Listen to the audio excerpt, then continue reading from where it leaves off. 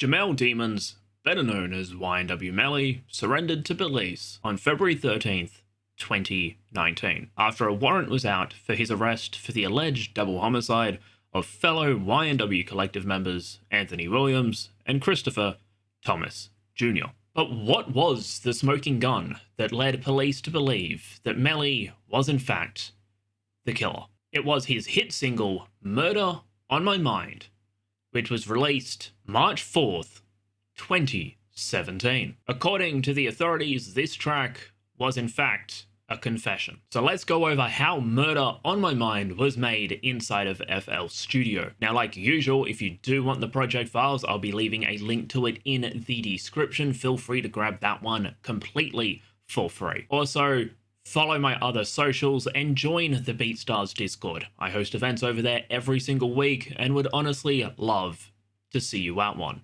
But with that being said, Murder on My Mind is at a BPM of 115 and is in the key of C minor. The foundation of this track comes in from the one piano that every FL Studio producer loves to hate. That's right, I'm talking about FL keys. The melody, which apparently also came from a Looperman sample, is fairly simple since it only revolves around 3 chords. Those chords are the following. We have a C minor, a G sharp major, we then go back to the C minor, and we end the progression on this G major.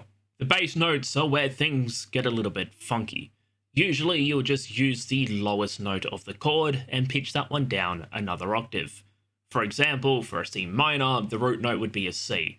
In this case, we're not doing that, we're doing something a little bit different. And the bass notes for this progression are as follows. We have a G sharp, an F, a C, and finally, the G. Top line wise, all that's playing is a few piano runs at the end of every second bar. And this is what the piano sounds like.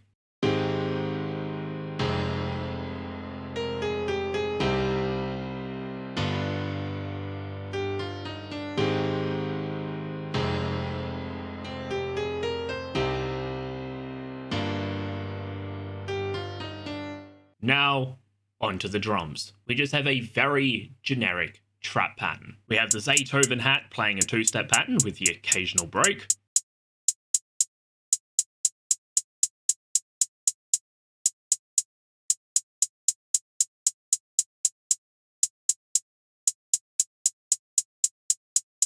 The Lex Luger clap playing on the 3 and 7.